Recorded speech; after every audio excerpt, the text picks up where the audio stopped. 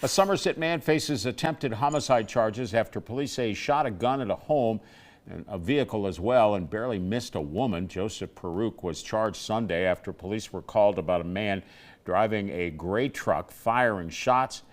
Supposedly intoxicated, when police arrived to that house, they found a car parked in the driveway with multiple bullet holes. Noticed even more on the front and right side of that house. The victim told police Peruk was driving around blasting music early Sunday morning, and when he asked him to stop, he got confrontational, eventually returning to the house and firing a number of shots in the victim's direction. Peruk's currently in the Somerset County prison.